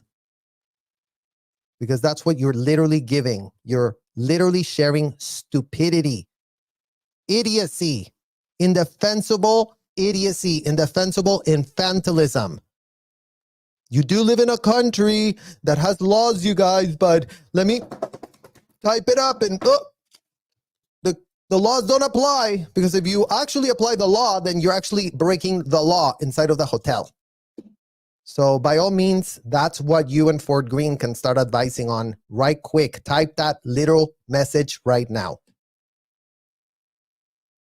Scientology is going to get a black eye out of the prosecution and ultimate conviction of Danny Masterson. Right. And then we get to the one that you were referencing with Melinda Brownstone and others, bringing civil suit against any Scientology organization or Scientologist, including non-payment of bills or failure to refund, without first calling the matter to the attention of the International Justice Chief and receiving a reply. And Scientology will say, well, we don't prevent people from filing lawsuit, civil lawsuit, or they just have to inform the International Justice Chief. So there you go again with Scientology would say, Scientology would say, Scientology would say. Who came up with what Scientology would say? Was it you? Or who is Scientology would say? Because again, you could not be more pathetic as you really invoke your little favorite line. Scientology would say, this people would say, that person would say. We don't give an F about what people would say. What do people do? What do people do inside of that hotel? That's what we need to understand. What do people do when a child such as Miriam, when a child such as when a child such as Jennifer reports, gets sec checked, gets told that they pulled it in, gets told that literally the Jane Does, not even children at that point, but yes, the Jane Does also told, what did you do to make it happen to yourself? But you cannot help but be the pro bono publicist for all of this disgusting shit, because you're nothing but a disgusting groomer, is what in the hell you are. Let me groom this real quick. Let me really tell everyone that this is how we do it here, because L. Ron Hubbard did say that for himself. Well, the International Justice Chief often does not reply. And when he does, he says, no, you need to take this to a chaplain's court. Or you need to take this to wise arbitration. a Scientology front group, and then, or he'll say, this is your decision, because this is the International Justice Chief. Can you really explain to everyone who the hell that man is and what type of certificates he has to be really being an international justice chief of anything? And thank you for letting us know that they don't reply. I wonder who they don't reply to, you guys. I wonder if that's part of their crisis management. Well, don't even reply. Just leave it like that and just let them just sit on it and do handlings as if he's not being told what's going on at all times. That disgusting man that you tapped to be the International Justice Disgusting Chief. Does he have any legal background? No. Is he a lawyer? No. So what the hell did he do a course in a hotel that in 2 weeks he finished and he got a certificate? Yes. That's all it took, right?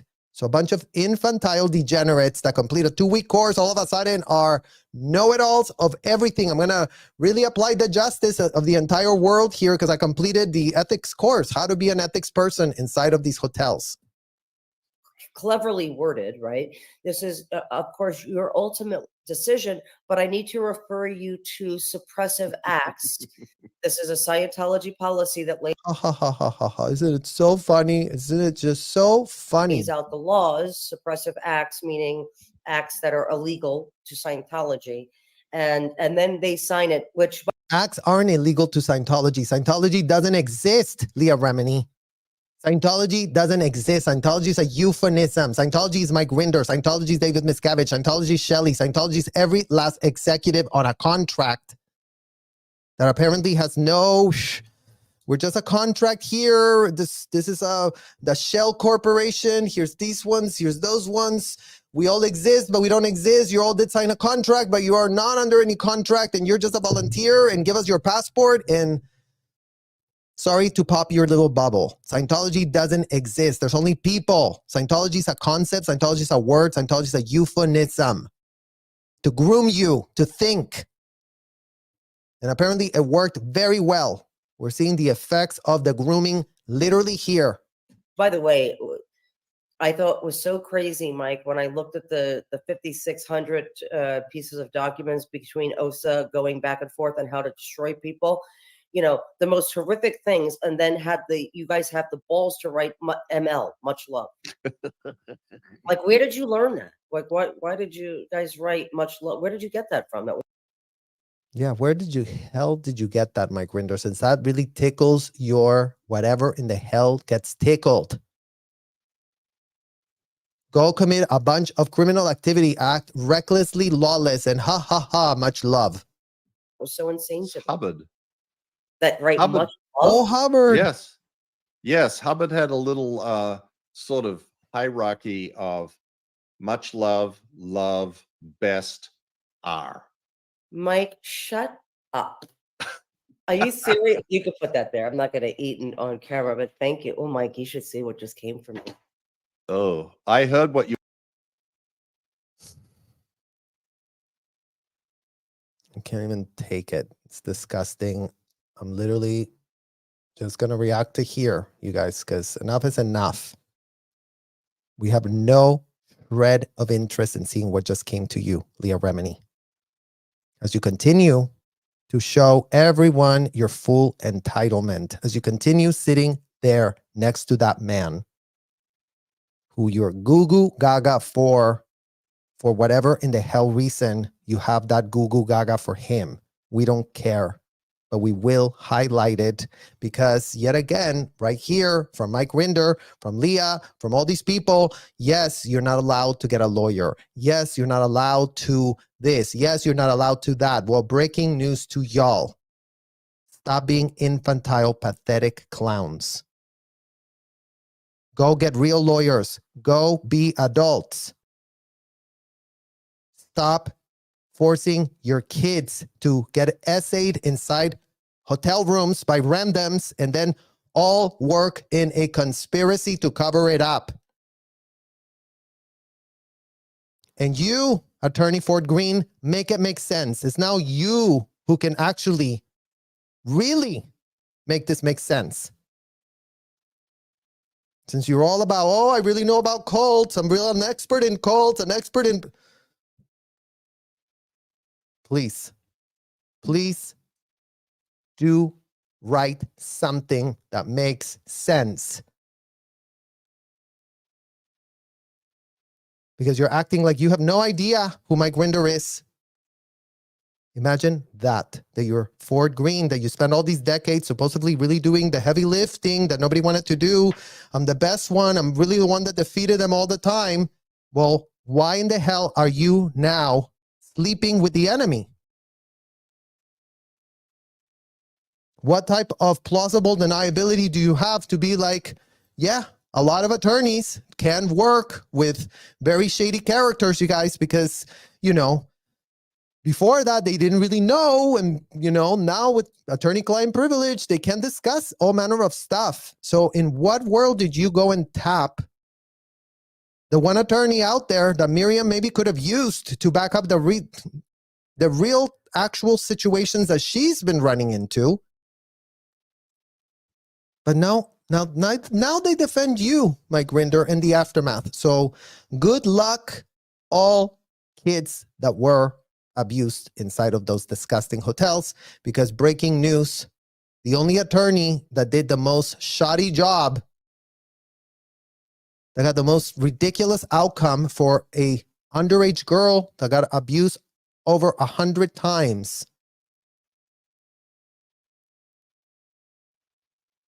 is now the General Advice Council for the Scientology aftermath. So another day that nothing makes a shred of literal sense, you guys.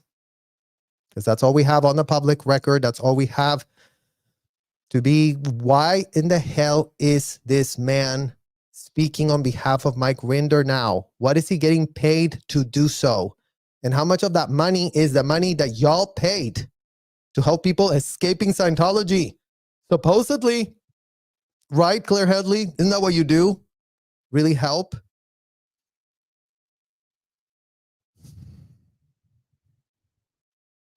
We're not kids anymore, you guys. And yes, I'm livid AF. It's an understatement. I'm holding back. Believe you me.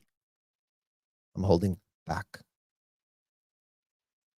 Because all of this corruption just gets thrown in our face and we keep getting told, shut the F up, ask respectful questions, stay in line, and really respect this clown who for years has been out there purporting that he really cares about so-called exposing Scientology, except that's not your literal lying tagline, Mike Rinder.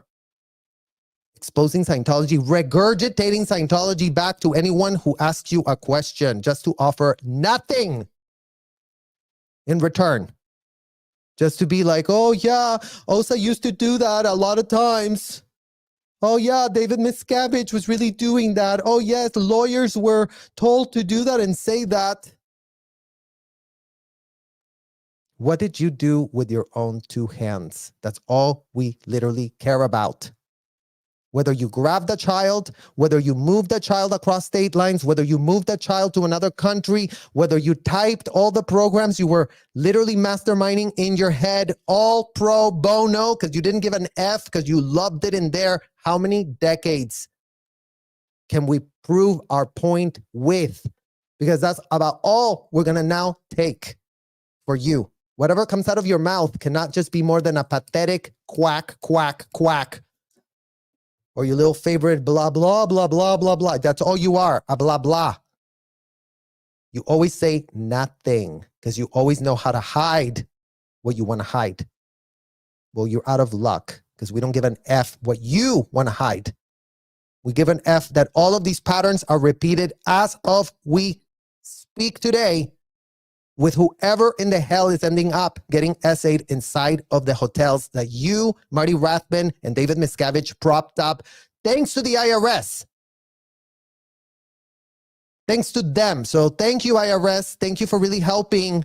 Thank you for really allowing American citizens to not go get themselves a criminal attorney when they may have implicated themselves in a crime against a child on U.S. soil. So yes, thanks the IRS, thanks to them, the three-letter agency responsible for all of these cover-ups is the IRS. They're the ones that are subsidizing the felons. The self-admitted felons are subsidized by the IRS because they go, okay, so you committed a felony against your child? Okay, so did you admit it? Okay, so did you pay $100,000? Okay, so did you make amends donating $1 million to the IRS? Great, so take it off your taxes. We're the IRS, and, really go and be very religious out there. Bye.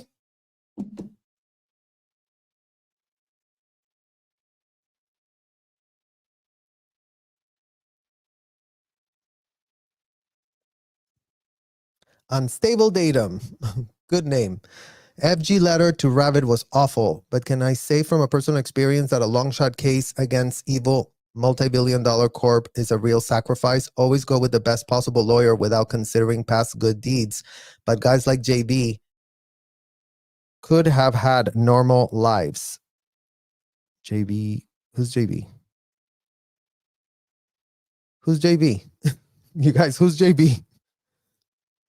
Gabriel William? No. Jennifer, no. Ford Green, no. I have no idea who that is. And, right now, unstable datum, yes, I get that, a case against a multi-billion-dollar racketeering enterprise might be a very big sacrifice, but in what world are you ensnared now with the full knowledge of the information of clients you have represented? The lawyers cannot be this aware and then play dumb. And if they want to do that, then they're going to get called out. And if they don't like it, then they should stop being so dumb. Because we're not going to be playing dumb so that people that do like playing dumb don't get called out. It's just not going to happen. That's just not a thing. Like, we don't owe people to play dumb so that they're happy. Vicky Azaran eventually flipped and recanted like Marty. Might be worth looking into whether that was done behind FG's back. Yeah, that would be great for FG to find out. That would be really great since he's not a gullible, naive, whatever. He went to school. He went to law school. I'm sure Mr. Green can put the dot together. I'm sure Mr. Green, who has won against these people many times, who was actually doing some work, only to throw it all away by going and sleeping with the literal enemy.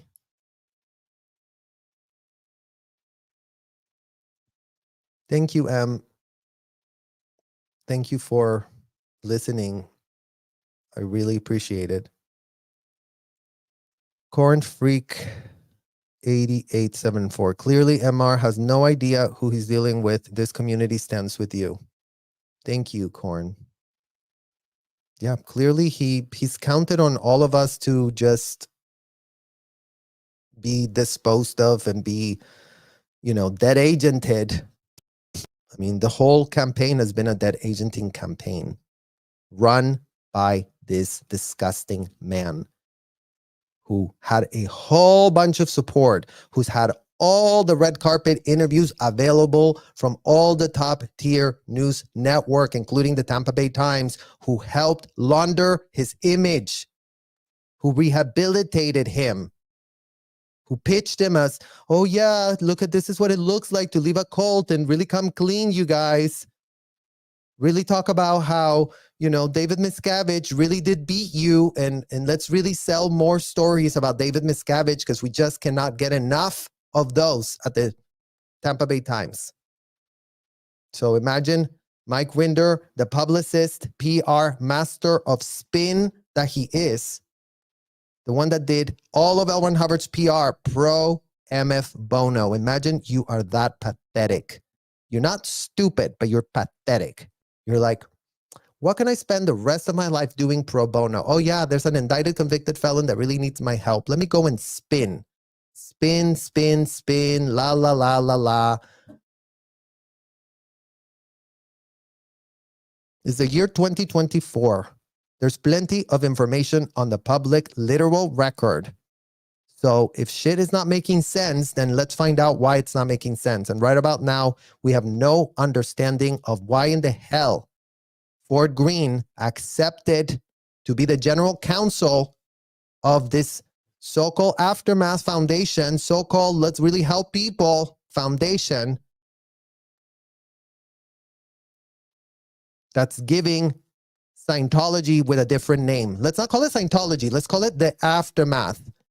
Let's put a little release form, waiver of liability. So if we help somebody, we really, silence them and they can't complain about anything. So if they leave the Sea Org, they go from the Sea Org to the Aftermath, from one contract to another, from executives over here, Claire Hurley and Mike Rinder, to over here, the same. Because that's really going to help somebody, right, Mike Rinder? Or are you all helping yourselves? Because that's the literal question that we are leaving you all to go in front of a mirror and really ask yourselves, have I been helping others or have I just been about helping myself since I left Scientology? And if that's the case, then in what world are you not 10 trillion billion times worse than David Miscavige, who can still claim he's under the influence of L. Ron Hubbard? Oh, I really did think my daddy sent me to him when I was 16 and I just been so about it.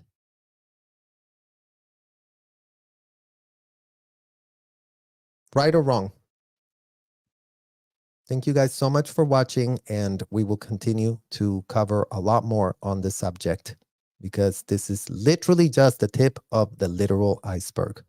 So thank you so much for holding space. I gotta go now, so I'm not able to go through anything but the super chats, and I do really appreciate all of your support. It really does mean a lot. So thank you guys for joining us, and I will see you all extremely soon. Bye-bye.